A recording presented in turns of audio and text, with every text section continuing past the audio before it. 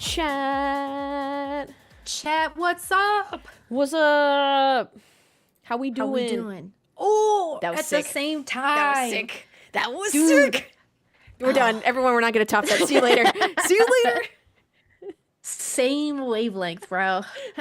That was sick. Keep that intro in. Steve, thank you so much for the 7 freaking months. Hello, Ashley. It's been crazy. I always seem to miss the streams live when it's super early and I'm dead asleep. I thought you were about to write dead inside, and I was like, dude, I don't blame you, dude. Girl, same. I've seen what's happening out there. And I'm glad you've been sleeping. That's what's most important. Thank you so much for the 7 freaking months. I was also looking at this wire that my cat has chewed a little Delicious. bit more. Only the headphone. He doesn't chew any other wire in the house. Just these. That's wild. Are they the little, like, apple ones? Yeah, he loves these. This is, again, the cats only ever want to chew on mine. Maybe they've got, like, a pheromone in them that's, like, cats want to eat it. No, just my earwax. Godfrey says, I brought a GR86 this week. Oh, shit. What color, dude? That's fun. Did you get the Hunter Green? The limited edition, whatever it was? The green is a nice color. Gunmetal. Let's go. Gunmetal. The wire closest to Mama, does she choose? Yeah, but, like, I guess. I'm trying to think if there's any other wires that are close to me.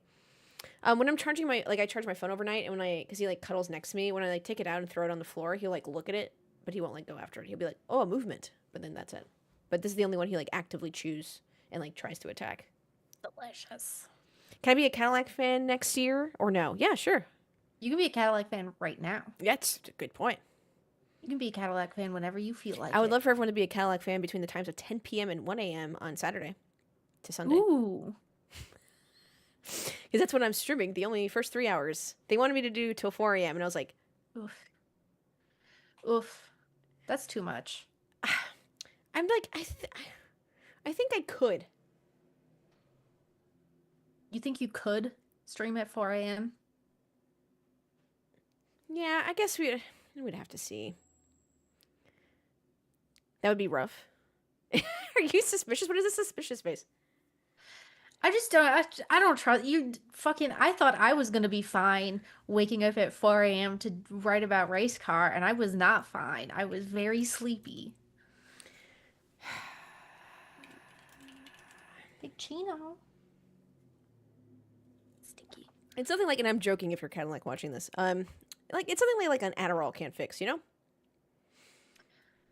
Which is prescribed, by the way, by my psychologist. I just want to make that abundantly clear that I'm doing all things legal when I say that. It's not like I found it in like a corner of my office or something. You're the loose one that's just rattling around in the back of your car. My emergency. Just in case. So yeah, I think I can. It'll be interesting. Okay, if they do work with me next year, I'll consider it more seriously. If they paid me $1 million, I'd do it. Loose Wheel says if you aren't trying random pills, you ain't living. Amen. Do not take medical advice from us or RFK Jr. Just making that abundantly clear.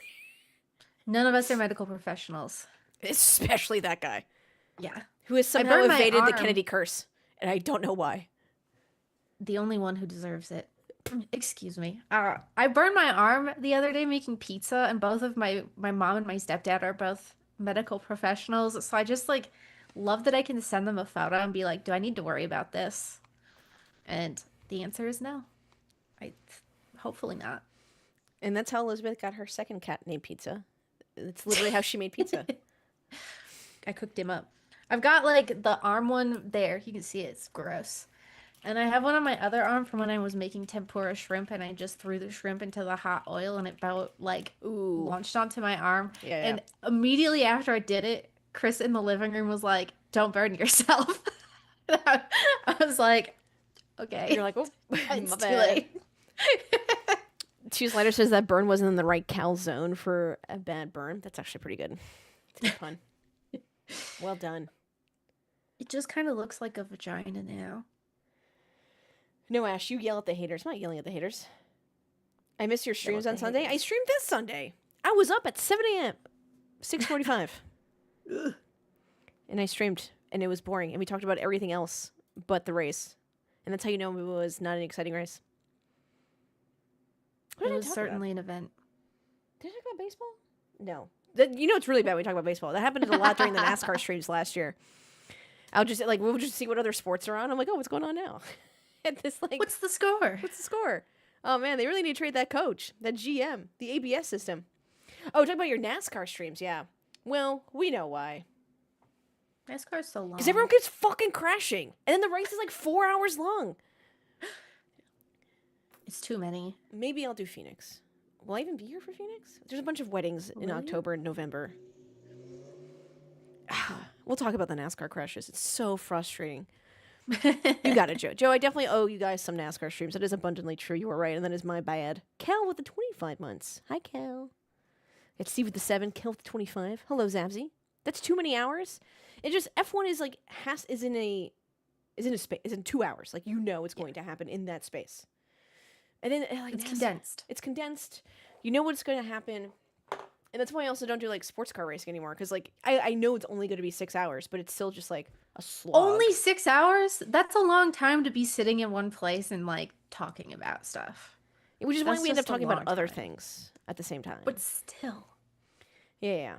If I could, I did try to do like a stream from the couch once, but like at some point when you make the USB too long, it like loses its like connection very well, and it's just shitty and stuff. So it didn't work out. And I was like, I just need a comfortable spot. Like if I was just sitting on the couch, dicking around my phone, like hanging with chat, like that'd be substantially more comfortable than this gaming chair for more than 3 hours. Yeah. So no, I'm not coming to the city of Phoenix. I fucking hate that city. And you know why I say that? Because that city hates me. Anytime I go to Phoenix, shit happens. Rip. Also, terrible driving city. I can't. Don't make me go on a rant about the city of Phoenix. Is there a good driving city? I'm sure. Is Phoenix worse than Atlanta? Yes. Is it really? Because all the old people move to Phoenix. Okay, that's fair. Atlanta just like a lot of traffic. There's just a lot. There's volume. Phoenix has volume and old people and people trying to actively kill you. And these massive SUVs, because everyone's scared of the other massive cars, so that everyone has progressively gotten a bigger car. Gonna keep getting bigger and they don't know how to drive it. I saw this dude yesterday when I was going to the gym with this massive ass truck. It wasn't even lifted. It was just huge. Like a child could walk in front of it. I could walk in front of it. He wouldn't even seen me. It was so big. And he had no idea how to turn this thing. He had no idea what he was doing. But everyone keeps getting progressively bigger cars. And specifically people who can't drive. Yeah. And it's very frustrating. They like wield them as a weapon. Yeah, that's exactly what happens. Have you seen that video? I think this was last year or 2 years ago. This woman made a video that went viral, not because people were on her side, but she was complaining about the bollards at a bank. And she's like, why would you put these here? And I'm like, because you just fucking crashed into it. Imagine that wasn't there. You would have taken out the ATM. So everyone was like, you idiot. And she's like, why? These serve no purpose. They ruined my car. And then you see the fucking security camera from like the ATM and whatever, the bank drive-through, and it's her like basically ramming it in because she didn't know how big her car was. And then she like reverses back in, like had no idea what she was doing. We need to do more regular testing for people. We need to make sure that they can actually drive the cars they have. They shouldn't let you take a giant SUV off the lot if you can't fucking park it. No, but there's a reason why we don't. Because any politician who says we're going to retest immediately is not going to get voted for. Here's the problem. Maybe we all just need to say it, and then you have to pick someone. Wait, what? Every politician needs to start advocating for it, and then you just have to pick one. They're gonna say it anyway. No, because old people vote, so you want their votes. I mean, I know you don't care. Politicians care because maybe one day when I'm an old people, I'll change my mind. Driver test every 5 years, 5 once you're 60. Yeah, I agree. Everyone should get it, not just old people, right? So it's not like age discrimination, but like everyone should get it. Agreed. I've seen some very terrible drivers that are about my age on the roads these days. I need to know confidently that you can get off your phone for like 35 seconds and drive. Dude, 99% of the time when I'm like, why is this dipshit driving slow, not in his lane, weaving? It's because someone's one-handed doing this. Full on. Just full the on. amount of people who have it like in their face. It's no longer in the lap or like on the side trying to be subtle. It's full on just... People don't care. It's crazy. Insane. There was that one time, remember I told you guys, chat, someone scrolling through Instagram Reels? Like, just... I was in my Uber in fucking Miami, and this guy, he's got his like screen for his Tesla that's up with some shit on it. And then he has a laptop next to him that's playing Fast and Furious, the movie, as well as his phone out on Tinder. To be fair, was he plugged into the Matrix and trying to learn from the Fast and Furious movie? I don't think so. Unfortunate. The man was also on Tinder, swiping. He has his priorities. Bruh. I'm with the doom scrolling while driving is crazy. Yeah, me and Elizabeth. Listen to some music and love life for a second. Be in the moment. Yeah. Traffic doesn't move much in Miami. To be fair, it doesn't mean you should be on your phone. Yeah, honestly. Especially in a Tesla, because no one knows how to drive the fucking Tesla. So I was like jostling about in the back, and then I had to go to a party, and I was already tired, and my tummy was upset. To clarify for folks who may or may not have ever been in an Uber Tesla or Tesla in general, they have regenerative braking. So it's not like it's very reactionary. So if you press on it too hard, it just stops suddenly. And it's also with accelerating. If you press on the accelerator too fast, you also just like lurch. And if you don't know how to drive it, if you're not smooth with your inputs, you're just like constantly lurching in the back because you're like, ugh. Yeah. It always makes me want to vomit every single time. I was gonna say the only cars I've gotten car sick in as an adult are Teslas, and it's because of that. Because I'm just in the back going. Yeah. It's the worst. I refuse. I like as soon as I see it's going to be a Tesla in my Uber. Like I don't know. I don't care if it costs $5. It's just not. It's uncomfortable. Well, specifically, usually like I take it from an airport to something else, and that's like at least a 30-minute drive. The airports are usually pretty far away from the hotel or city center or whatever. And I'm like, I am not spending 30 minutes trying not to vom. A giant boy. Hi. It's Chino. This is Pop Star. Hi. Oh my god, what a rotund kitty. Sing. Sing, my angel. You're so cute. Ugh. Get out your beef. Bye, kitty. He's so big. Now he's standing on my printer. Get off of there. Stop. Thank you. Jesus. And that chonk. I don't know where Pumpy is. Pumpernickel. Pumpy. Pumperino.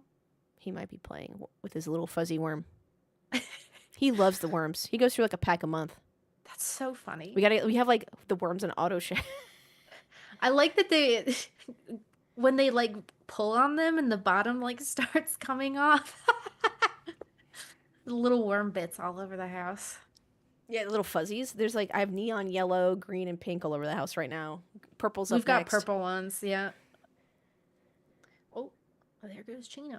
Bye. Should we start talking about the race? I like talking about anything else besides racing with Elizabeth, honestly. We can talk about whatever. And we talk about why do we even talk about motorsports? You guys watched the races. You were there. Who cares? Yeah, we all saw. We know what happened. Let's get into the motorsport news for this week. Coming up first. Yes. We have Christian Horner and Red Bull Racing finally officially parting ways. So Christian Horner was fired back in July, right after the British Grand Prix.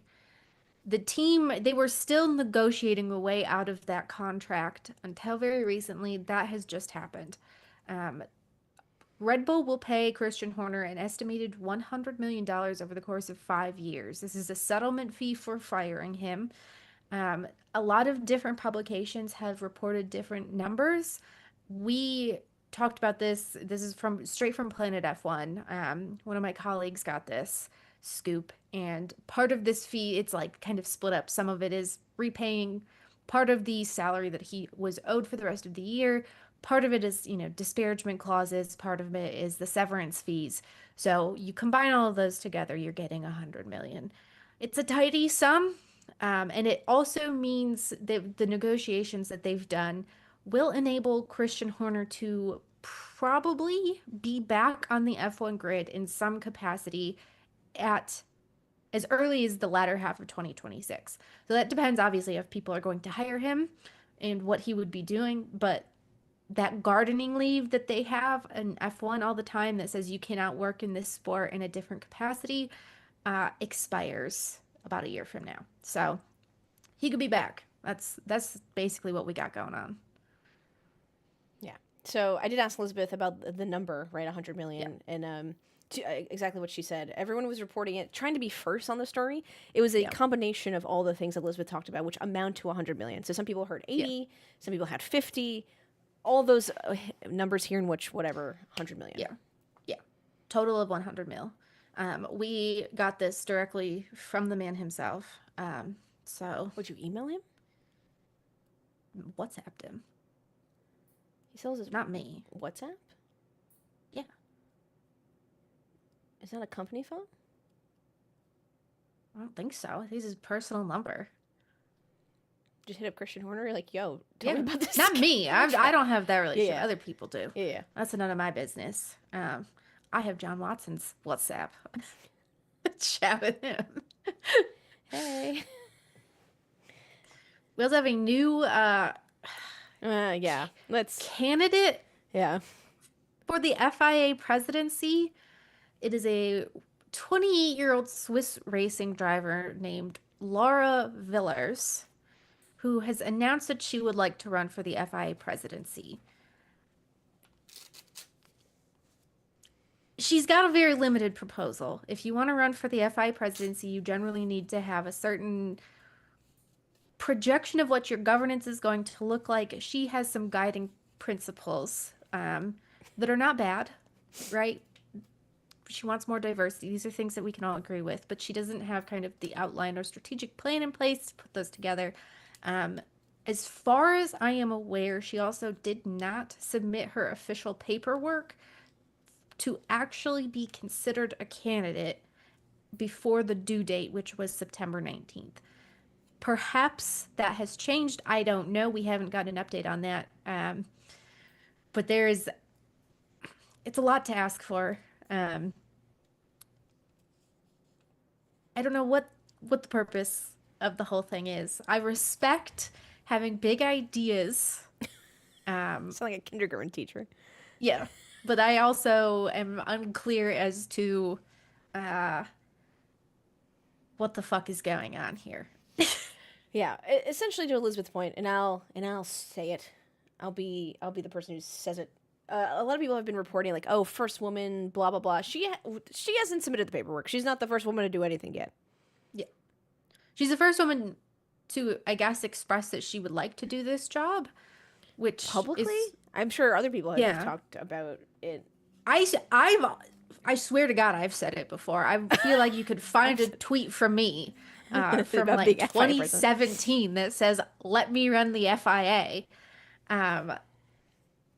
So we'll see kind of what that goes with, but it is kind of frustrating just to have the bulk of the reporting on this being like, cool, it's a woman. I am all for having more women in motorsport, but I would like them to be in their qualified positions that they are good at. And Yeah, I I'm not sure she has another appreciate- role in the FIA. I know she's raced, No, I she think does 56 to 58 races in like F4 UAE, Super Cup, series like that. yeah. So, but I don't know if she's any like governing. I don't know if she knows anyone. I No. don't know if she works with any motorsport organizations and things like that. So, No. yeah. She credits her entrepreneurial skills as being why What is she is entrepreneur? qualified for this. I'm not quite sure. Small business babe, I guess. Yeah, but what's her business? I don't know, probably selling sponsorships to her, like getting sponsorships. And Mohammed bin Sulayem is the current FI president. He is expected to be kind of voted back into this position that he's in. The other candidate that we have announced is a man named Tim Mayer. He is putting together a proposal that will be challenging MBS. It's unclear if he will actually have enough kind of support and backing in order to make this a thing.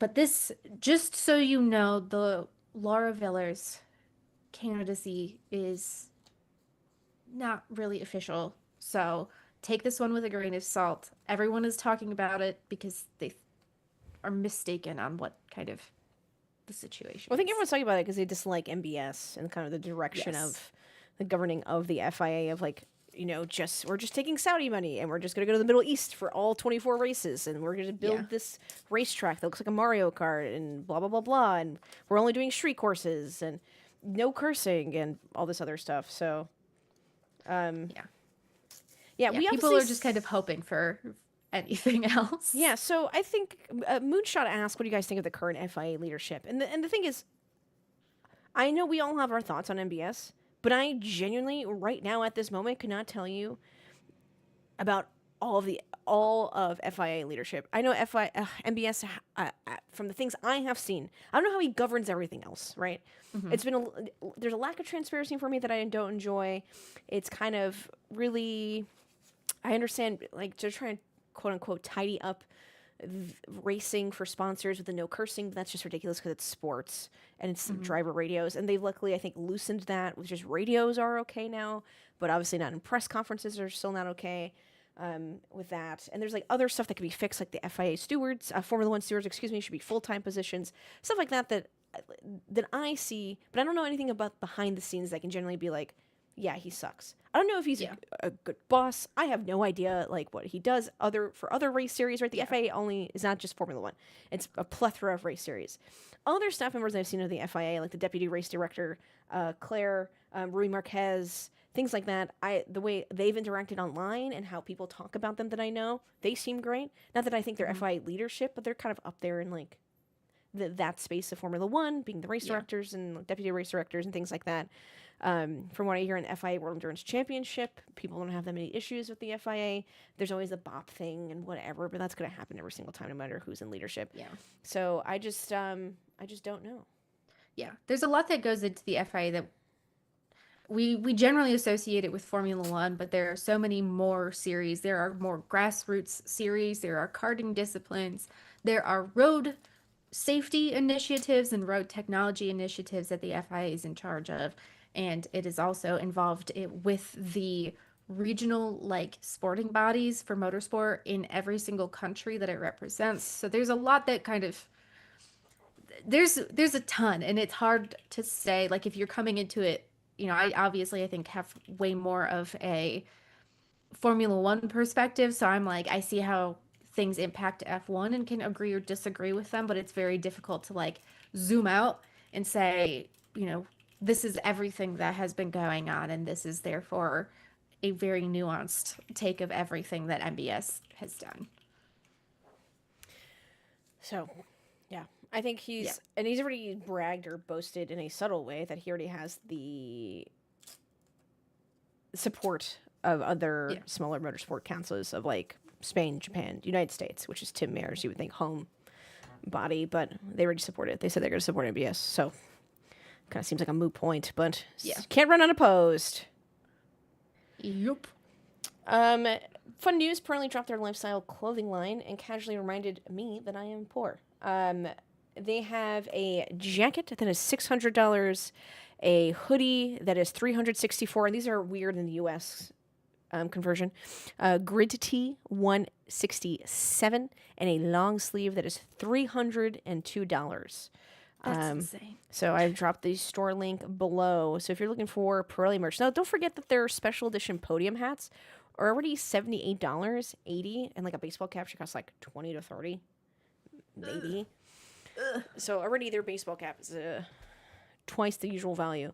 But when you're going to like a t-shirt is $167. That's just insane. Like that's just too many. I think it does because it produced in limited numbers. I think that's. I don't care. I am so tired of this like false scarcity. Nonsense. These are unfortunately very cool. Baseball caps are 40 to 50. Where are you buying your baseball caps, dude? Baseball caps are down at 40 to 50. They shouldn't be. Baseball caps should be 35 cents. You should be able to buy a baseball cap from the guy right outside the stadium. 40 to 50? Get out of here. That's Sorry. too I'm much. going to go prove my point. Please hold. Yeah, if you're looking for like special edition. MLB. Give me the Yankees. Give me the usual cleanup.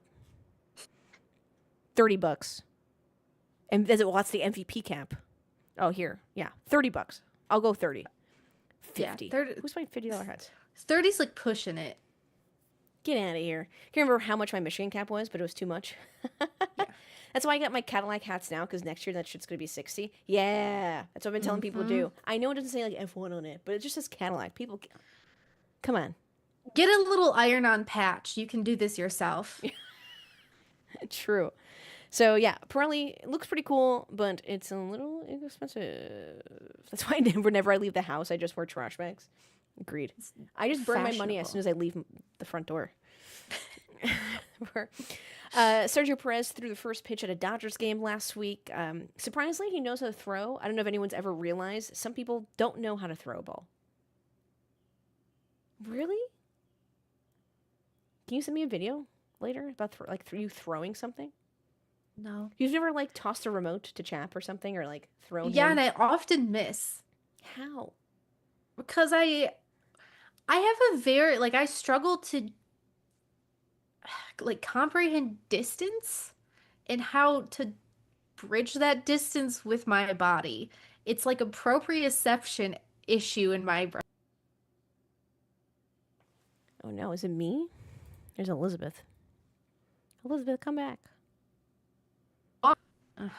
There you are. Oh, Welcome thank back. God. I've definitely, Chap saying I never picked up football. I've tossed the old pigskin, right? I've thrown a baseball. I'm just not good at it. And I'm not coordinated at it. Why I never did sports. Interesting. Michael McDowell threw the first pitch at a Charlotte Knights game, and he was not good. It was pretty bad. That's funny. I'm always like I can hit that target. I come in with a confidence, and then I throw, and I'm like, uh-oh, that arm don't go there. That's so funny. He did tell the press that next week, which is now this week, next week I'll be at the factory in Charlotte and then in England. I'll be on the simulator next week, and the plan for me is to also test a Formula One car. First, to work and be prepared as possible for the start of the year, and second, because it's important for me to drive something this year for all the sensations, especially for my neck and the physical side, to give my body a reminder of what's coming. Yes, there's no confirmation that he's doing a Formula One test in a Formula One car. It is not clear what car he would test, as Cadillac does not have one currently that they can run and actually do things with.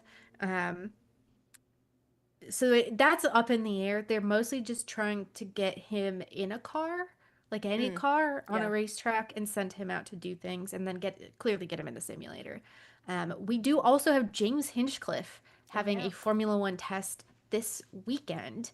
Haas has hooked him up with a 2023 car that they have, and he's gonna got a full run plan going on that they want to do it because it is actually part of a testing of previous cars program. I wrote about this.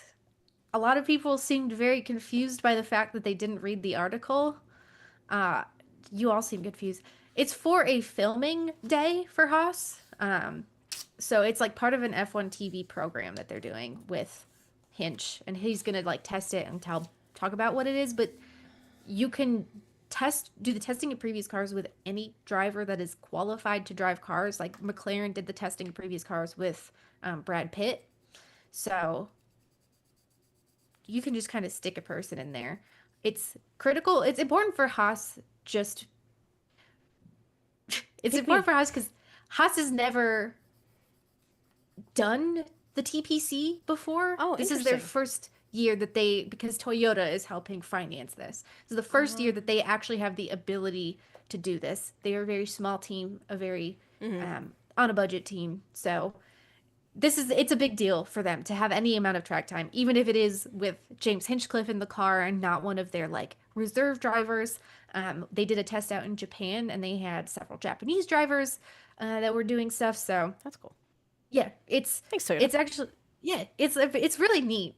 So stay tuned for that. I'm gonna talk to him when he does his due, Oh, so I awesome. can hear what he has to say. Speaking of F1, let's jump into Baku. We had a record-breaking qualifying session, everyone. Uh, right before this, I was like digging through because a nerd who spends my time looking at weird and strange Formula One records. And I was like, I wonder how many red flags we've ever had in a qualifying session. So, like, immediately before we did this, I was looking into that. Turns out it's five. Five was the previous record. Oh, wow. They broke that in Baku with six. Six red flags during qualifying, which lasted longer than any other Grand Prix this year. There were gusty winds that were catching the drivers out. Baku was a very narrow and difficult track to begin with. Rain started falling, so that added in another layer of complexity. And the conditions were cooler than they've been in the past because Baku previously was at the earlier part of the season. Hmm. It is now in September, so it's a completely different climatic condition. Yeah, I texted Elizabeth essentially. I'm like, what happened? Yeah. And she's like, oh, it was windy. But she said it so, she like texted so nonchalantly. I was like, how fucking windy could it have possibly been? You know, like, what is she talking about? So I went and looked at Hmm. legitimately how fast the wind was going. So on Thursday in September in Baku, the wind was okay. Thursday, so 0 miles per hour, then 4, 11, and 6 towards the evening. Fine. Friday was 4 miles per hour, 7, 9, 11. 11 being the fastest in those 2 days. Saturday, the day of qualifying, 27 miles per hour, 30, 32, and 26 throughout the day. Hmm. I was like, oh shit, this is crazy. And then Yeah. on race day, it was 16, 19, 25, 22. And now it's gone back to like 6, 2, 6. It's just like that one day was Mother Nature 30 just miles per hour. decided to screw him up. So, right, what does that mean? And to Elizabeth's point, right, narrow and causes kind of just destabilizations in the car. So headwinds can slow down a car if you know what a headwind is coming towards the car, reducing the top speed, but it can help braking stability. However, then tailwinds can help the car faster, but then it doesn't help with braking stability. Complete opposite Yeah. there. So depending where you are in the corners, like it's just you don't have the same car lap by lap, and you're constantly doing micro corrections as a driver, and you're fighting the car. Considering in practice it was 11 miles per hour winds, and now it's 32 miles per hour during qualifying, which is crazy. Yeah. And you had gusts during that time, so sustained wind you can Yeah. generally like if it's sustained you can figure out what you need to do with that in order to kind of cope with it and adapt your driving to it. If it's gusting, you have no idea. So a lot of drivers were caught out by suddenly they took a turn and now they're getting 32-mile-an-hour winds, not the like 11 that they had in the previous corner. So if you're going through the corner, this destabilizes the car, especially in turns 13 through 15, which are Mhm. super quick in Baku. So the car is not behaving the way that it behaved during all of the previous practice sessions. It's not behaving the way it probably was the previous lap when you warmed your tires up. And now we're getting into like you got to set a flying lap and it's like the worst thing in the entire universe. So, And we know how sensitive setups are, like just like yeah. the minor corrections. So then you have these gusts that are just like the setup kind of goes to shit depending what you did with the car. And you're like, great, awesome, perfect. Yeah. So it was a wild one and Baku is so narrow. You've got the Hmm. walls that are right there. If you make a mistake, you're probably going to hit the wall. And Alex Albon, Nico Hulkenberg, Franco Colapinto, Oliver Behrman, Charles Leclerc, and Oscar Piastri all ended their qualifying session in the wall. So lots of absolute chaos going on. Leclerc and Piastri both had their incidents in Q3 for the top 10 sessions, so their day was like not as bad as it could have been if they'd crashed out in Q1. But that Q3 session turned out to be very interesting because in between those two red flag periods, three drivers were able to set a flying lap.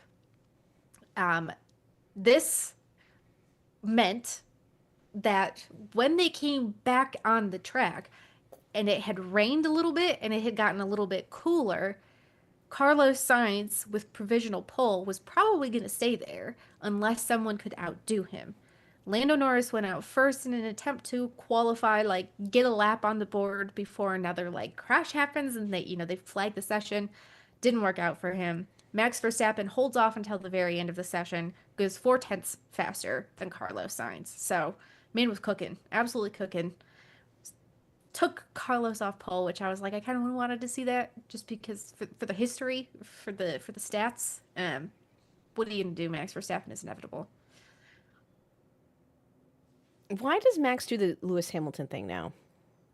Where Where he complains and then he goes sets out a and is pole position. fast. What did he exactly did he say during qualifying? He said something like, "This is not possible. It's raining. Like, why didn't we go? Like, what are we doing?" And then all of a sudden he's like, "Pole position," and I'm like, "What were you bitching about, dude?" I don't know. Listen, I like to do the exact same thing. I'm gonna complain about it. I'm gonna go out there and I'm gonna put my whole ass into it anyway. I don't care. Look, I'm gonna do it. I just need to crash out first, okay? Yeah, exactly. I just need to fucking vent and then I can lock in because I'm not thinking about it anymore. I just need to yap it out and Yeah. just me to Yeah. work. I just need to bitch about something and then I'll do it. I don't want to do this Exactly. communications plan, but I'll do it well because I'm good at it. I'm gonna do it as good as I can and I'm gonna do a good job of it. And you're gonna be proud of it and I'm gonna be proud of it, but I'm gonna hate it. It's gonna be pole position. Yeah. So it's a big day. Liam Lawson, third. He was also one of the drivers who happened to set his lap in the middle of the two red flag periods in Q3. So best qualifying ever for him. Lando Norris. We had Oscar Piastri crashing in qualifying, obviously, in Q3. He was ninth on the grid.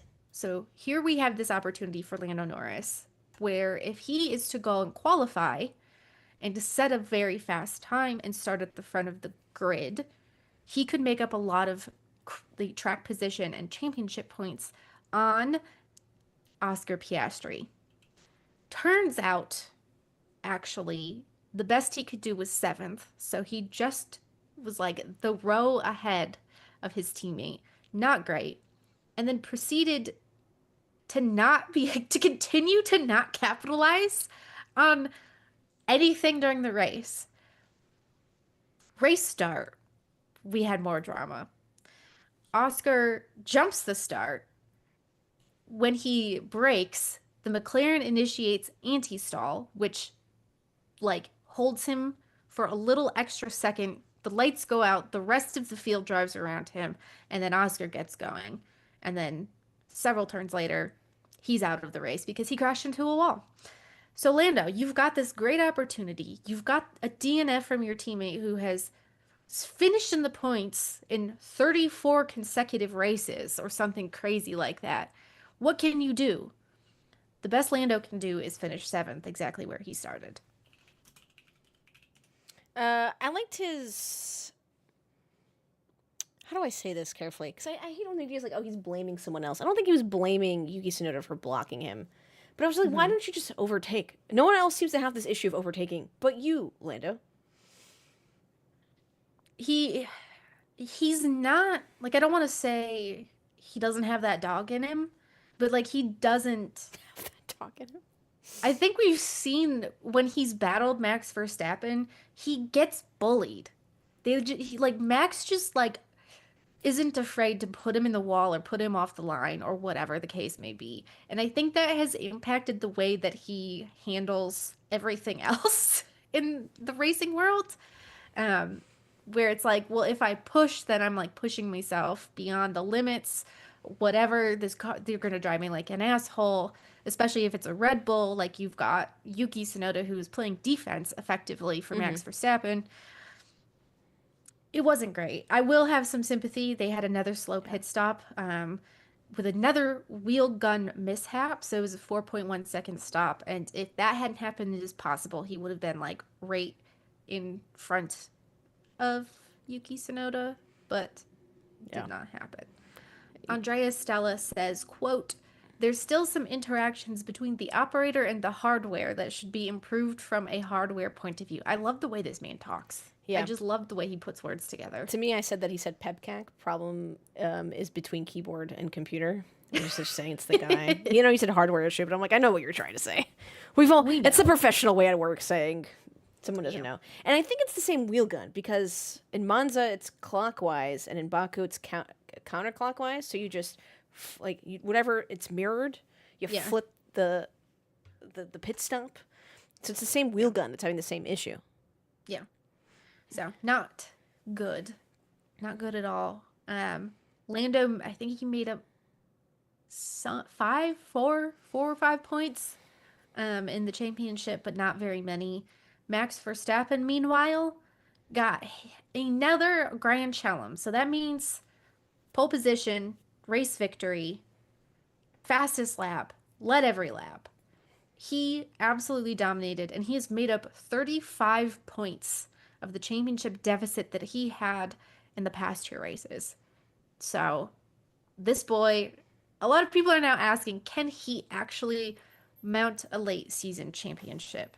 He is 69 points behind the behind the McLaren of Oscar Piastri. Can I get a nice for the 69? Let's go. Nice. I did a bunch of the math on this. Max needs to score 9.9 points per race in order to take the title, but that assumes Oscar does not score another point. Oscar's average finish is 3.4 this year. That's taking into account the DNF 20th place this past weekend as well. So, like, let's assume Oscar finishes third, doesn't win another race, finishes third, and the rest of every race this year, Max would need to win every other race in order to get the championship. And by that point, he would only have the title by 6 points. So we're talking about very fine margins. It's not impossible.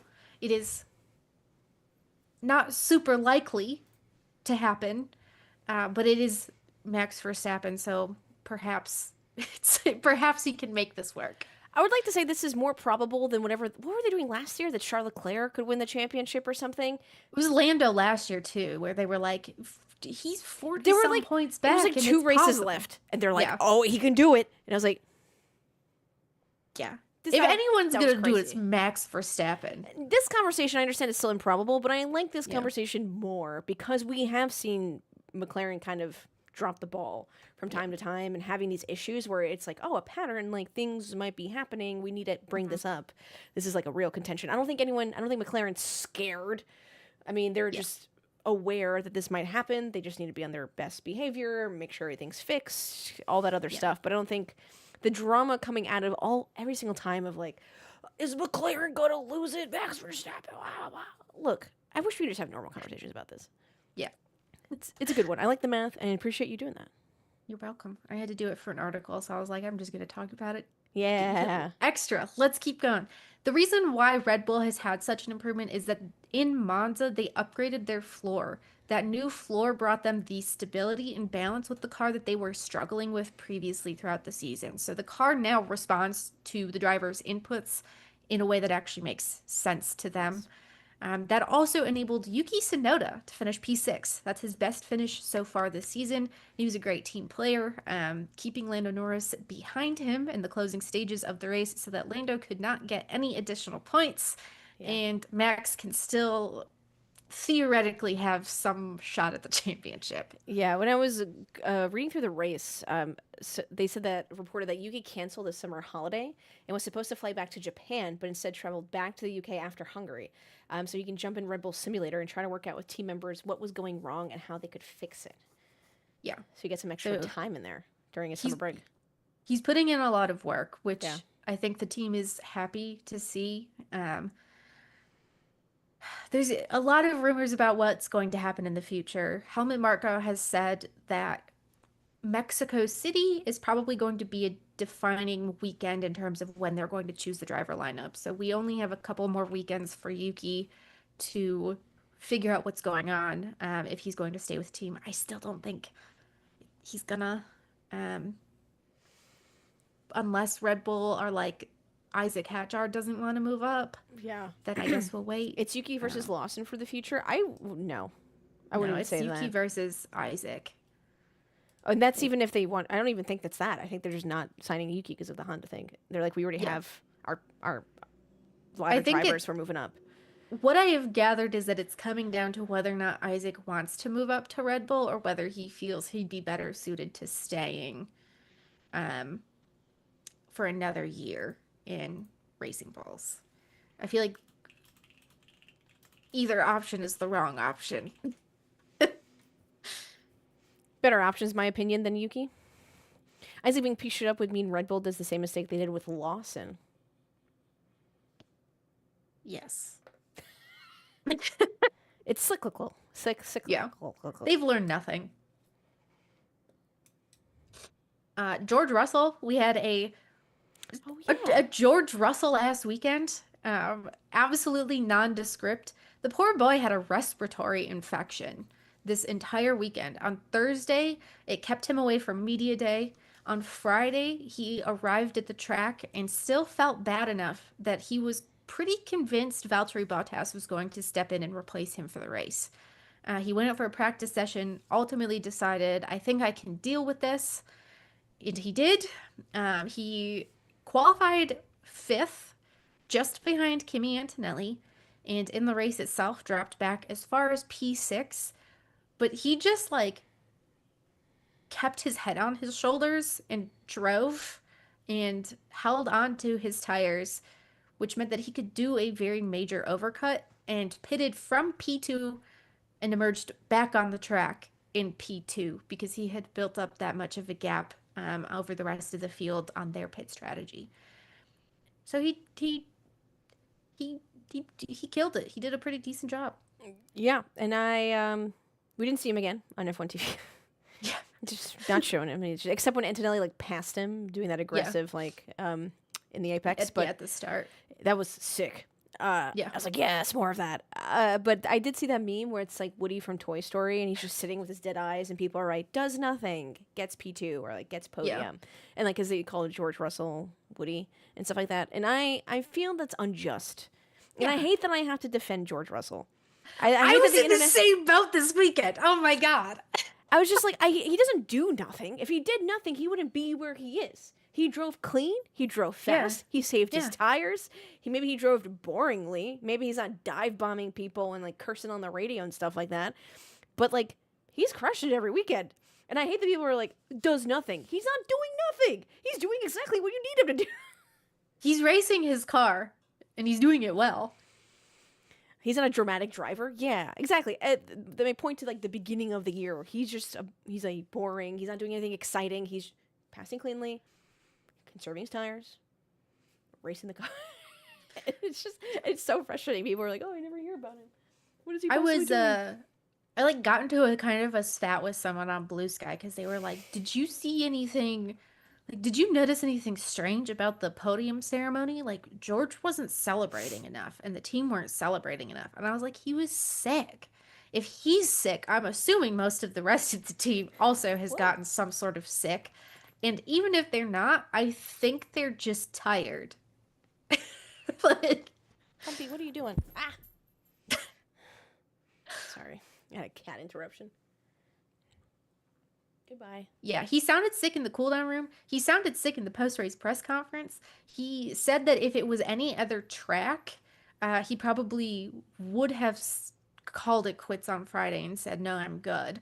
Especially if it was Singapore. But he was like, Baku is challenging, but not like physically making you feel like you've used every last drop of your energy. So he was like, I felt like I could, do it. So kudos to him. I couldn't do that if I was sick. I mean, the internet did the same thing with the Oscar Piastri, where he was just chilling on the side there. Marshall gave him his phone again. It's not his phone. Marshall gave him his phone, and Marshall gave banana and then water to help him out. And if someone wrote like, "Oh wow, he'd rather be here than like debriefing with his team," and it says so much about the culture. And I was like, my brothers and sisters in Christ.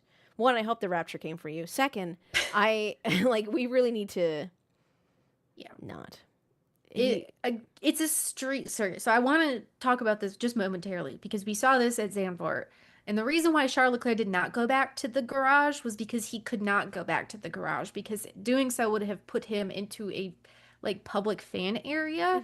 And he's going to get mobbed. He doesn't have... We've seen how people act with him in the paddock. Yeah. They're crazy.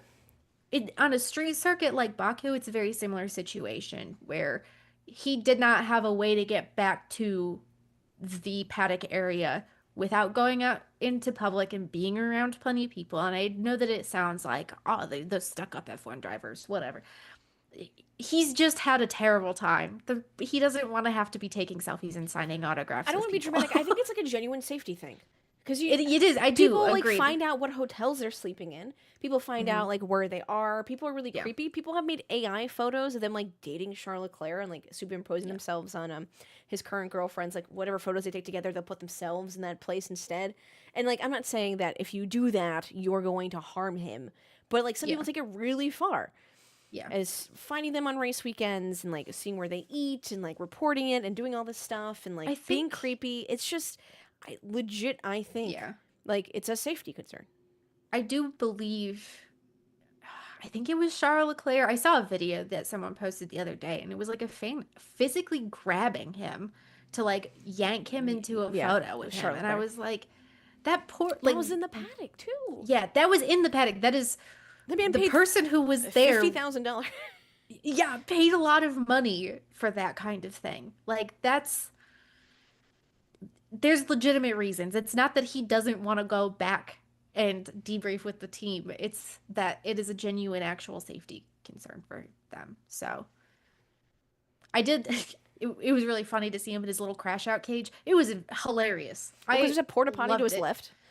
The porta potty to his left. The photos of him walking back to the garage and like the empty track afterward. Oh, those were so good. Those hit pretty hard. Were so good too. Antonelli did respond well, right? Like getting a kickback close to Russell in single lap pace. Didn't cause or get into any trouble. He was close to a podium. Barely lost out there in P4.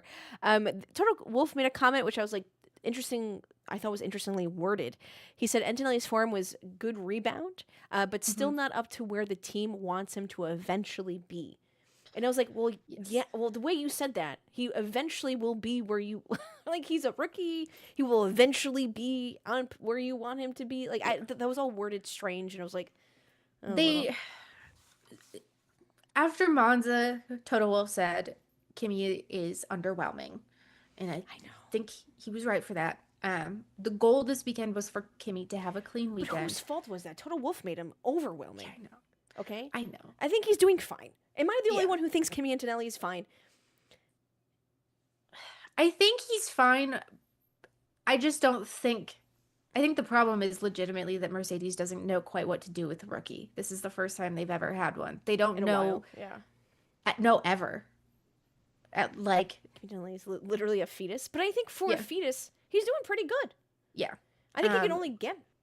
fingers crossed. You think he can only get better. But I think for where he is, fetus-wise... age-wise, frontal lobe-wise, bringing that car up to P4, I think he's where he should be. I think this makes sense. I think like everyone needs to calm down. Yeah, I think the expectations are very high. He did need some coaching and qualifying to like get him through Q1, but again, if you're not coaching your rookies, I feel like you're not ready to take on a rookie. Yeah, it's like raising a child. If you're not prepared to do this, like I don't know if you should do this. Yeah, Dorky says, I think he's fine, but I think we're watching Total Wolff's midlife crisis. Trapco's just simply be the new Max already? Yeah, I think we just, like, this poor kid. We said this would happen.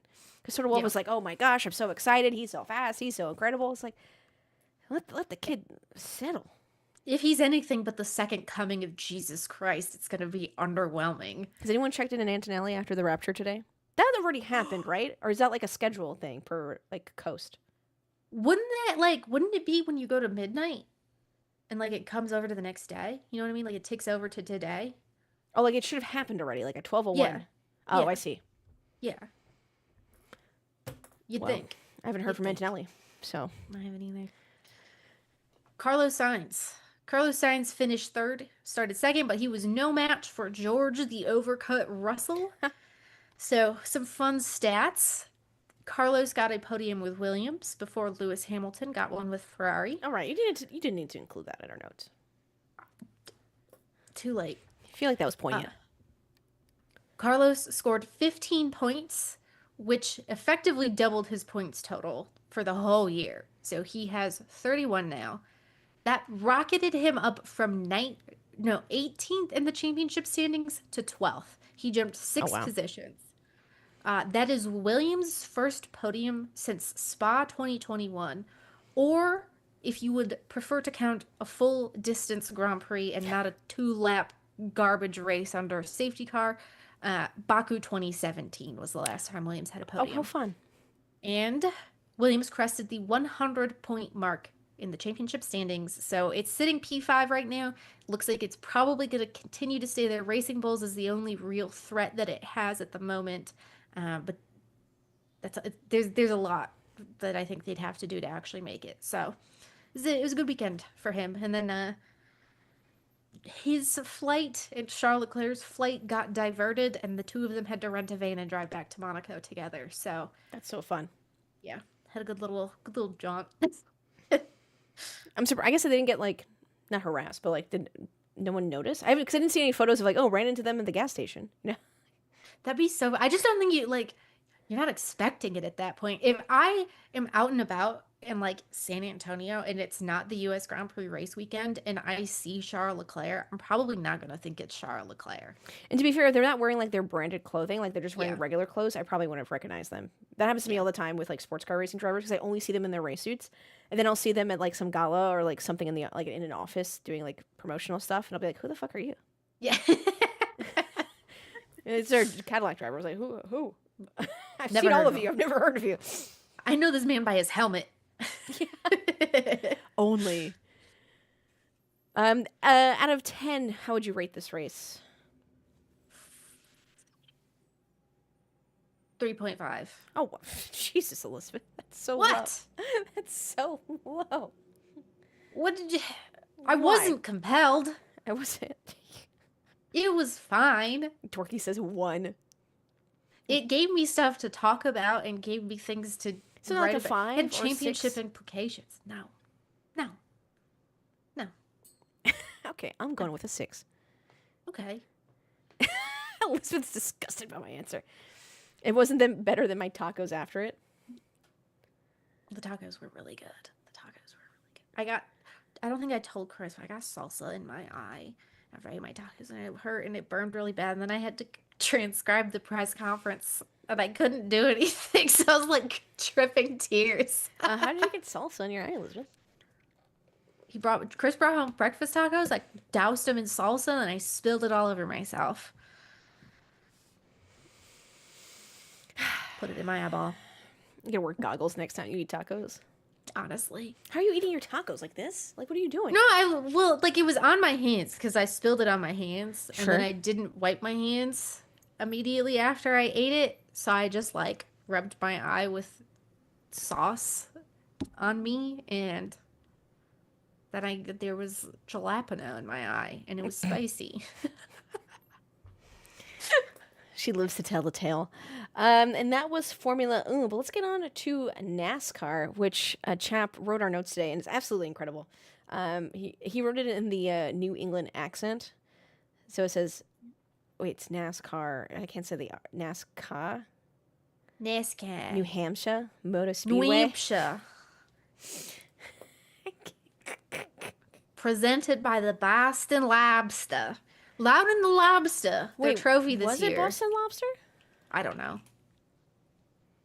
Was it? No. Jeff says no. Oh, you just want to write Boston Lobster? Yeah. It is because I say it is. Making fun of my people. The lobster that they gave as a trophy at the end of this weekend was 80 years old. Chris writes, imagine living your whole life post-World War II to get eaten by some tourists. Get eaten by some good old Americans in an NASCAR race going real hard and real left. Mm-mm. Yeah, it's an I 80-year-old know- lobster. I know that thing was taut. It's alive, inside. right? When they hand it to Ryan Blaney? Yeah. Yeah. I think you can eat it afterward. Chris says it'd be Yeah. gross. You're allowed to but eat it afterwards, yeah. I try it. I think they have a taxidermied lobster at the NASCAR Hall of Fame. That's cute. Taxidermied. Pretty sure. Taxidermied. Anyway, we had Ryan Blaney win. Ryan Woo! Blaney led 116 laps and advances to the round of 8. Penske, baby, we are so back. They're letting Big Raj win again. And I am so happy. Joey Logano and Ryan Blaney combined led 263 of 301 laps. Josh Berry in the Wood Brothers Satellite Penske car was second, and Joey Logano fourth. He did the tire test here, so this guy's got some laps. They used the same Goodyear tire setup that they had in New Hampshire earlier this year, and they used the same Goodyear tire setup this weekend in New Hampshire that they used earlier this year in Bowman Gray, Martinsville, North Wilkesboro, and Richmond.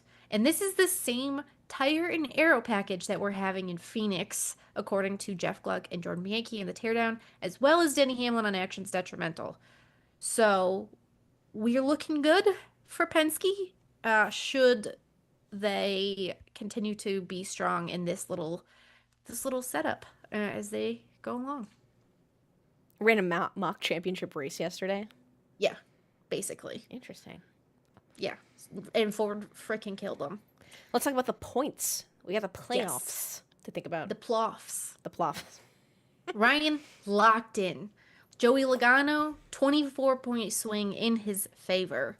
William Byron, just quietly cooking, stacking points toward Phoenix. He's plus 47. Yeah.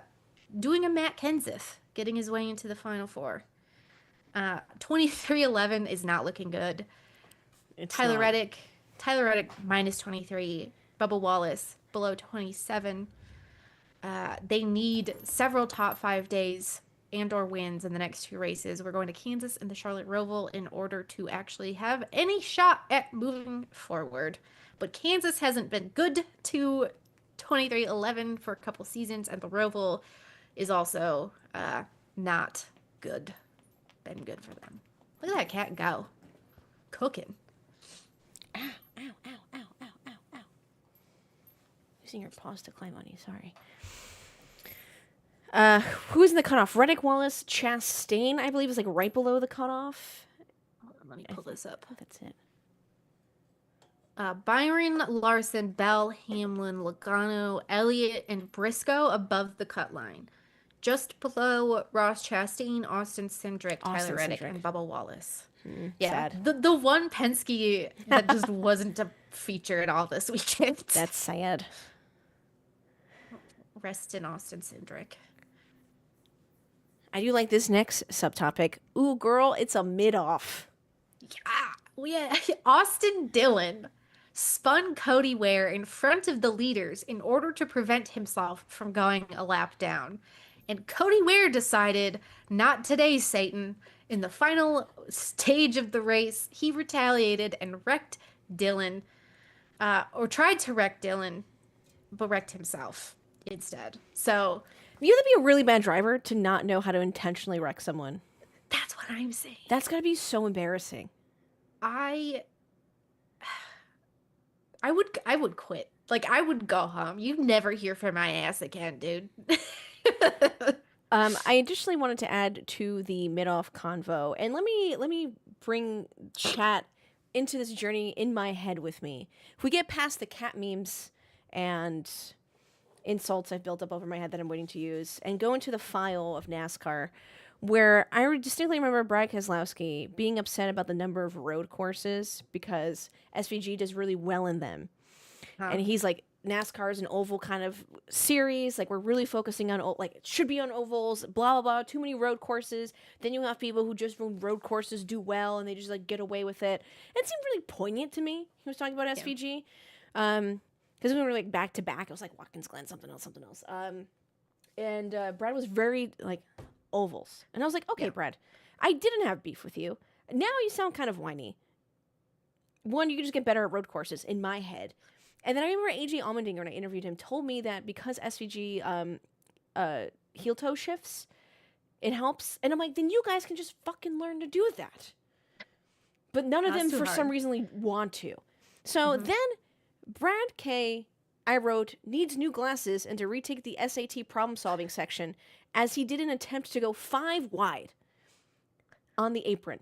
He had SVG...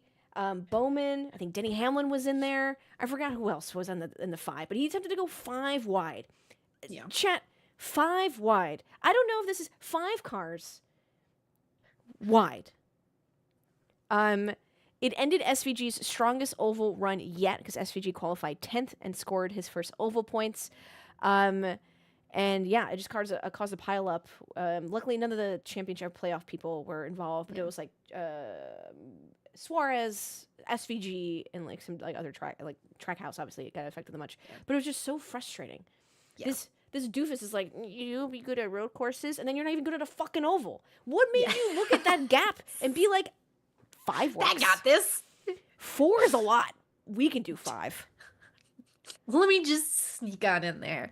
It was so funny because I got up at 4 so that I could cover the F1 race. So by the time NASCAR comes on, it's almost a full 12 hours later, and I needed a little nap. So I watched the start of the race. Chris is telling me this is SVG. SVG's got this, gonna be his best oval finish, gonna be great. We turn off the IMSA race at Indy to put on Shane Van Gisbergen's in-car camera on our second TV. My ass falls asleep for like 45 minutes. I wake back up, and all I see is the hood up. And I was like, oh no. Oh no, what happened? You're just talking so much shit about road courses. He's like, you gotta be good at ovals. I'm like, you're not even good at ovals. I just like don't even say what the problem is anymore. You're just mad because SVG's better than you. I just every single time I did a NASCAR watch along last year, and there was a yellow flag and they had to do a restart, I would say, men, you are professionals. You've done this before. Keep it clean. The rest of the time, let's just, the width of your car, which is the same as the width of the other guy's car, and you've been on the simulators and you know what you're doing, or should know, and every fucking week, these goddamn men who somehow I think are suffering from CTE in a way, but we haven't discovered it yet because we're still so focused on football. We haven't gone to NASCAR yet. And they just like can't have any spatial reasoning skills or awareness or anything. It's so frustrating. It's so annoying. It's not great. Because we can have some dope racing, but you dipshits in the back keep crashing out. And I'm like, why? I was going to say, I actually quite enjoyed this race. Like, I thought it was a lot of fun to watch. Yeah, I was just particularly mad about SVG. Yeah. He was doing nothing. That's garbage. The poor boy. Just assassinated by Brad Keselowski. Yeah, you can go 5-way. Parent says, both of you to assume these fools know what they're doing. I wish I got paid to not know what I'm doing. Right. Like, how would you not assume they don't, like, they should know what they're doing. They've been doing this. What race weekend is this? 30 out of 30? Like, what are we? We've been doing it a long ass time. And then how long have you guys been in the season? Like, what are we doing? Yeah. Brad Keselowski, you've been here for 700 years. Jesus. It's so frustrating. But in other New England news, we had the Craftsman Truck Series. Yes. It was once again Heim time. I love Corey Heim. Corey Heim wins what was a demo derby of a cutoff race. He swept stage 1 and 2 and won stage 3, led 124 of 175 laps.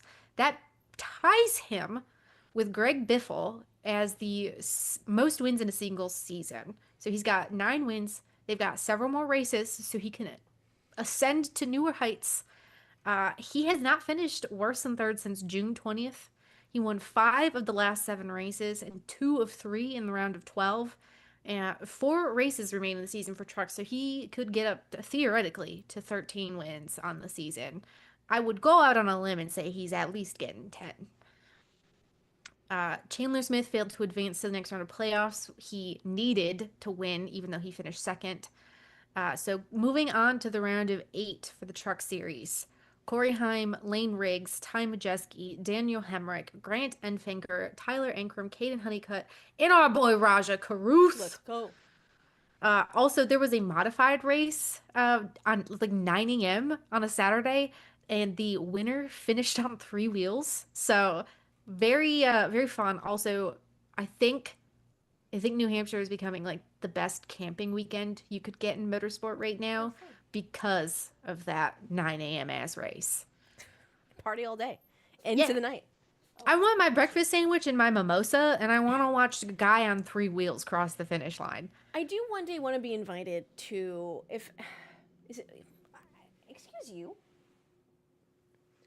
You know how they have like the campers in the middle of the oval and people sit on the roof and you can sometimes see them on TV because like as they're going through the banking sometimes. I want to be invited to someone's RV. You just gotta ask. Like, I'm not even kidding. If you go out into the campsite, you're like, hey, can I climb up on there with you guys? But how do I know that they're cool? You find women. Okay, that doesn't really care a lot. You know what I'm saying? I do know what you're saying. Okay, got it. You just gotta. Okay. You analyze the stickers, right? You look at the stickers Yeah. that they've got on their Assess. car. You see the folks. You see the folks in the area. You see who seems least Yeah. greasy. Chap says just rent one and buy a campsite. Like it's so easy. So much money. Do we all Yeah, wanna, exactly. do we all want to go in on this? We can all bring out like 60 of us. We can be like $50 a person. Aren't we doing like Nürburgring? Didn't we say something like that for your Yeah, birthday? we're at Nürburgring next year. Yeah. Yeah. Did we say that? Not that we're gonna get an RV in Germany. No. Be fun. But yeah, we need to talk about that trip, and then we'll talk about this trip. Yes. New Hampshire. It was a fun weekend for the nasty cars. Let's talk about the playoff format changes. There's been some news coming out from the teardown, and I believe Denny Hamlin has talked about it on his podcast. And there's been some tweets coming out recently about changing the playoff format. Currently, it is the round of 16. Oh, you win, you're into the playoffs. Round of 16, 3 races each, and it goes down from there to the final 4. Is 1 race in Phoenix. Whoever finishes ahead of the other guys don't have to win the race, but you just have to finish ahead. Is currently the playoff format. Yes. And nobody likes. Just to put it out there, right? Nothing has been confirmed yet. None of this is confirmed. But because Jeff Gluck is on the playoff committee, he has a deep understanding of exactly what they are discussing. And this is clearly like a very important and interesting situation. So everything has been put on the table thus far, including, according to Jeff Gluck, a 36 race championship where every single race counts the same toward the title. Currently, the leading candidate format seems to be a 10 race playoff format with 3 races, and then 4 in the final with 2 elimination rounds. This is similar to what Jordan Bianchi kind of hypothesized on Door Bumper Clear a couple weeks ago. Freddie Kraft, the spotter for Bubba Wallace, also mentioned on Door Bumper Clear that the final round contenders' field size could be as many as 6 cars. So we're used to going into the final with 4. Now we're thinking maybe 6. The announcements in the past that came with the playoffs came in January. The reason for this is that they do not want it to overshadow the current ongoing championship. They don't want people to say, well, like, this person, like, whoever wins the championship shouldn't actually have won the championship because we should be using this other format, or whatever the case is going to be. They don't want it to undermine that, and they don't want it to get overshadowed by that. So don't expect any announcements until probably early 2026. Again, just so that this new champion can have like 2 months of a good time celebrating that they've won. Denny Hamlin was asked about it on Actions Detrimental, and his comment was, "We're on the right track." So That's pretty good from him. yeah, that's something. That's something. Yeah. So we some updates. We're getting there. Also, according to the Teardown, I saw this in a tweet from the NASCAR subreddit. It says NASCAR's TV partners told NASCAR in a recent meeting that they do not want to be part of the decision for the new playoff format. You do what you think is best for the sport, which is wild because they are part of the playoff committee, and I specifically think NBC is represented there. And what I've been told from reliable people is they have a heavy weight in the conversation. I'm not saying that they want a playoff format. I'm just saying that their word means a lot. Yes. So what's best for the sport is what makes good money, chap says. Yeah, exactly. You make good money from who? TV. So it's weird that like I don't know. I don't know why we even mentioned that. I feel like NBC's like, I don't want the smoke if people don't like this, even though they're the ones who are probably going to ultimately decide if that works for them. Not my fault. Especially if you're thinking about if you're doing anything to change the usual schedule of the race and you're competing against football, NBC's going to have to say something or will be saying something. So it's just going to be, exactly. That's exactly it, says Chap. It wasn't us, bro. It's not. Blame someone else. Not me. Blame the France family. So there's a lot coming out. I'm interested to see what happens. I am not interested to have to learn another playoff format because I feel like this is the first year in my entire life where I come to grips with it. Now we're going to throw it in the trash and start over. This weekend we also had IMSA battle on, I wrote these bricks instead of the bricks. These bricks, which they actually dug up today. We saw that tweet. They're fixing turns 2, the bumps on there, so they dug to the bricks and they actually took some off to the pallets. That's cool. So they have some pictures on it. If you go to Doug Bowles or any of like the Indianapolis Motor Speedway Twitter, you'll see them from 1909, which is pretty cool. Hopefully they sell them. So someone from Indianapolis has to mail me a brick to Charlotte, North Carolina. Yeah. I want a brick. Motorsport things you only hear motorsport fans say. I want a brick. We had Action Express Racing win for Cadillac with Jack Aitken wheeling and dealing it home. Yeah, according to the Big Pillar report, these are your fastest drivers on average. How do you say this last man's name? Yellowly. Oh, thank you. I was not going to say that. And the number 93 Acura Meyer Shank, number 1 Fred Vesti, and the number 31 Cadillac Kaku Ota Acura Meyer Shank, number 93, and then Earl Bamber and Jack Aitken round out the rest, a top 5 for the number 31 Cadillac. So on average, the number 131 Cadillac is the fastest as well. We love a good Cadillac win at the Brickyard. LMP2 class honors went to the number 11 TDS Racing Orica of Mikkel Jensen, Stephen Thomas, and Hunter McElroy. Multimatic Ford won with the Mussy in GTD Pro with Seb Priel and Mike Rockenfeller.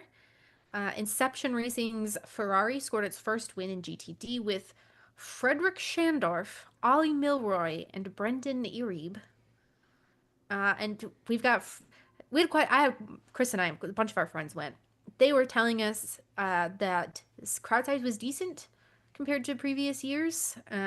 The event is going to be a sprint race next year, 2026, but it will remain on the IMSA calendar. It seems like it's a very fun, like, if you've ever wanted to go to Indy but not be in the middle of a crowd on race day for the Indy 500, this is a great time to go. But still want some people there because there's also the 8 hour, which unfortunately doesn't get attended as well. The 8 hour, or also like Indy 500 practice on a random Tuesday, you could go hang out, I guess. And there's no one there, but it looked like a really good time. When I saw Friends of the Show, I thought Chap was talking about Pericles, who was literally there and telling us how many people that were there. And I was like, oh, that's fun. So funny. I didn't realize you guys were referencing other people that you knew. But yeah, yes. Pericles in the chat right now, one of our moderators. He went and he had pictures and he said it was a good time. And there's quite a few people there. Yeah. That seems fun. Yeah. Get your IMSA merch. Chris is doing his VARC race, his sim race tonight. A bunch of the VARC buddies went. Oh, fun. Yeah. And that was really it for this weekend. Then we're going to discuss races for this coming weekend. So there's no Formula 1. The schedule is really interesting. So we have Singapore, not this weekend, next weekend. Then we have 2-week break again. And then we have 2 races back-to-back, which is US, COTA, and Mexico. Then we have another week break. And then we have 1 race, which is Brazil. And then we have a 2-week break to a triple header, which rounds out the rest of the year, which is Vegas, Qatar, and Abu Dhabi. Then we have a 7-week break, and then we go back to Formula 1. That's insane. It's like 7 weeks sounds like a lot, but when you're looking at the calendar, we end like December 3rd or 4th, whatever that is, and then January 26th, they're back into private testing. We don't even get a full calendar month off. Yeah. There's F1 every month. Yeah. Oh, that's a good point. There's F1 every month. We don't get that's a good point. NASCAR, we have Kansas ARCA 150 on Friday, 7 p.m. Eastern. Kansas Xfinity 300, Saturday at 3 p.m. And the Kansas Cup 400, Sunday at 2 p.m. We also have the FIA World Endurance Championship in Fuji, baby. Please come watch with me at 10 p.m. to 1 p.m. on the Cadillac Racing Channel. Please, please, please, please, please, because I will be EP. Again, they wanted me to stream till 4 a.m., and I was like, Ooh, sorry. How How about many 1 a.m.? How about 3 hours? Because what else could you guys possibly be doing on a Saturday night? Nothing. Nothing. Watching race car. I know all you nerds who are like talking about trains in the Discord and fucking Brembo brakes you're not doing anything. Also, Max Verstappen is racing in his little sports car again this weekend in a sports car world. The license he received last time will now make him able to race a faster the GT3 machinery. So he'll be an entry into Emile Frey's Racing Ferrari 296, expected to be a 4-hour event, the ADAC, and I cannot pronounce this word, on September 27th, which I'm pretty sure you can watch. The Barbarossa Prix. The most American accent. You'll be able to watch somewhere on YouTube, or we have the link, wink, wink, nudge, nudge. Honorable mentions, if you're looking to watch or need something to do, these are races that are, 3 of them are in the United States that are seemingly close, but MotoGP is at Motegi, which is pretty cool. You should watch that. Again, fun race, 45 minutes tops. NHRA is at World... What did I write? Worldwide Technology I Race. wrote World Word Tech instead of Y Tech in Madison, Illinois. Grid Life is at Laguna Seca, California. Grid Life is awesome. Talk about grassroots. But like, sorry, that sounded like mean and rude. But like grassroots in like the fun way, and like people who give a shit about their cars, give a shit about racing, but also are so passionate about it. They just want to like, they're happy to talk to you about it. Like if you go there and you're like, what's this? They're like, I'll put you in my car during the drifting event and we can talk all about it. You know, it's so fun. Definitely recommend. And then Moto America is at New Jersey Motorsport Park, which is closer to the Delaware side of New Jersey. And then if you're in Philly, I think it might be a couple hours away, but Yeah, it's a little drivable still. So if you want to see Moto America, New Jersey Motorsport Park. Yeah. Things to do. This day, on this day in history, in 1973, Formula One had its first safety car used in a Grand Prix. So, fun fact to end the show. Do you know what it was the a fun fact disaster. was? I would do fun fact. Do you know what the car was? Porsche 914. Why was it a disaster? What did the 914 do? It came out in front of the wrong car and gave several drivers their laps back, and required the stewards to source all of the timing sheets from every person in the pits who was self-timing on their timers, and most of them were waterlogged as it had rained, and it took 3 hours for them to decide that Peter Revson won. Shout out to Peter Revson. Peter. Love that boy. It's also the FIA WEC's 100th race. Wow. Fun fact. Do they talk about it? Maybe on the website a little bit. But like, this has nothing to do with the podcast. Thank you, everyone. Have a good time. Have a great rest of your day. I have so many words I want to say at the same time. Okay, walk with me, Chad. Old white men in racing always are like, you have to respect the history of the race. You got to respect racing, blah, blah, blah, blah, whatever. And I'm like, fine. And then you have people gatekeeping racing all the time. They're like, oh, you don't know this, you don't know this. But then we never, like, actually educate people on it. Yeah. And it's just like, oh, again, the F1 75 years thing. How are we not doing anything with it? We've done nothing. Each race weekend could have, like, a window. Do you even know that, like, photo trend where they go to a location and they have, like, a photo from, like, the past in that location, and they kind of, like, we don't even have that. Of like an old F1 car. Like, that's like so easy. There's like some easy light lift things I'm surprised they haven't done at every single F1 race weekend to honor 75 years. And then now with the FIA WEC with 100 years of how far we've gone, especially with the GT racing and things like that. And it's just like, oh, they just like mention, oh, like Pirelli's 75 whatever. Yeah. It was like a sign on like the fucking start finish line. And I was like, oh, okay, I guess I should write that down and double check. 'Cause I wasn't sure. Or like 500 Grand Prix or some shit. Wild. And I just like hate that we just like don't talk about it. And I think there's so many things we could do. But they expect people to know. They expect people to, and just to build on this shortly, because I'm doing a video on the safety car thing. Yeah. And a lot of people assume that things weren't invented, I guess, until Formula One introduced them. So there's a lot of people who were very upset to discover that safety cars like were invented in America as the pace car. And it makes people very angry when you talk about that. They would rather just assume that safety car in F1 appeared out of What, in absolutely nowhere. 1950? Jesus. Yeah, it just like popped up one day. Some big brain genius at the FIA was like, you know what would fix our races? A safety car when it gets too dangerous to race and it's That's wet. crazy. Fellas. No, absolutely not. And if you guys are still here, can we get a round of applause for Elizabeth? Her incredible podcast won an award. Thank you. From the official name that I don't have the cup in front of me. But Elizabeth, I please have tell us about the it. Society of Automotive Historians gave me the E.P. Ingersoll Award that recognizes the best presentation of automotive history in a non-print format. So Deadly Passions, Terrible Joys won my podcast. I'm super jazzed. I'm so cheesed. I could not go to the awards ceremony, which was last weekend, but I made pizza at home, burned myself, and then ate cake. So it was a really good time. Were you able to I'm accept very the award on stoked. Zoom? Yes, I did a little like video. It wasn't live, but I just okay. like did a little video that they could play at What the was your thing. video? Share back with us. What'd you say? Tell us everything. I posted on my social media. It's the same one that I posted Oh, to that was the one. announce Okay. it. Uh-huh. Uh-huh. Cute. Apparently it was the first time anyone's ever done that. So they Send were the like, video in? yes. Oh. It's a lot of older guys. I'm the youngest person there by like Got it. 40 some years. So it was the first time that like they'd done that. They were like very like, wow, I think you started a new tradition. Like that's so fun. I was like, oh, thank you. So I'm very pleased. I'm gonna link it. Oh, let me find it. The link to her podcast is in the link that I sent, but let me link the podcast and her page separately. Again, Deadly Passions, Terrible Joys. Haha, I was faster. Talk about old people. I think one of the best things about motorsport history is you reach a certain point where the dudes stop being weird about it and they start being like, oh my God, this younger person likes race car history. And then they get really into it.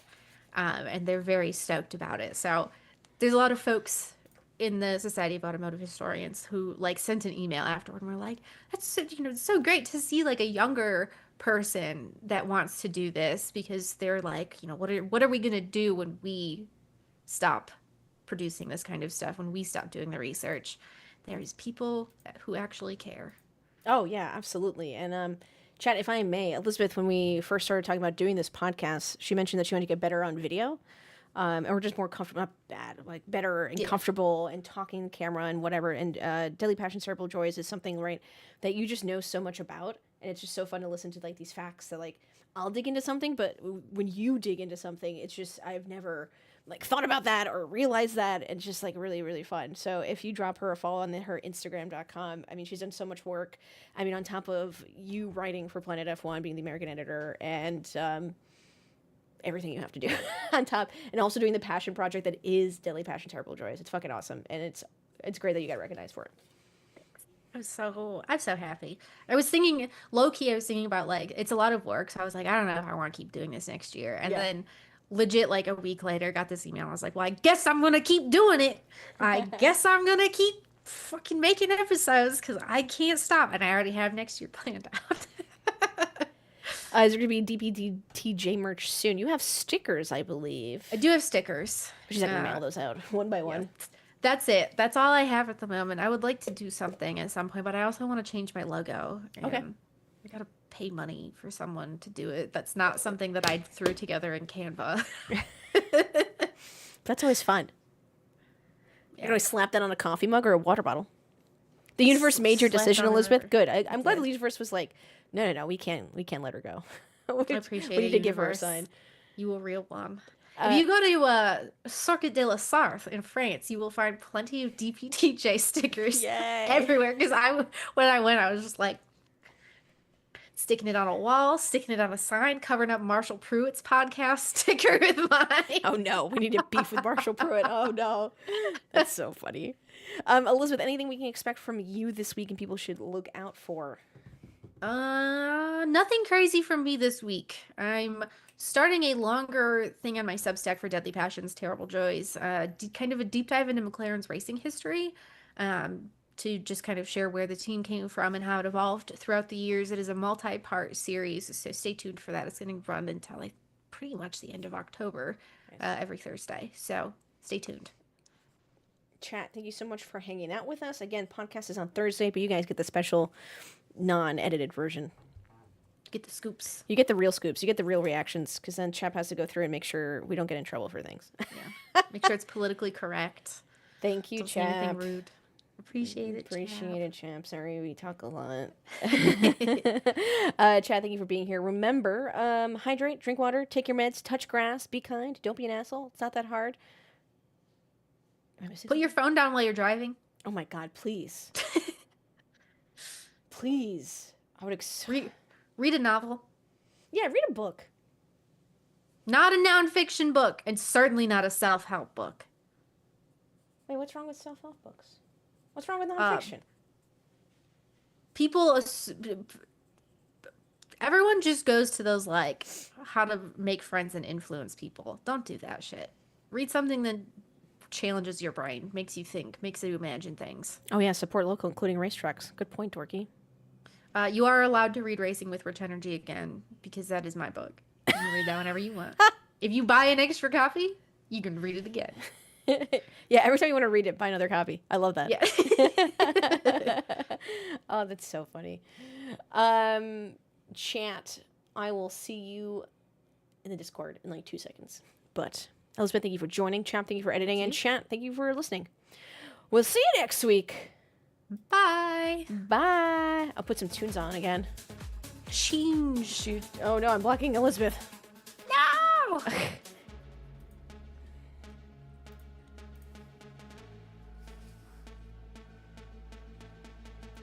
Do. Wait, I gotta mute me and Elizabeth so we can be like, oh my God.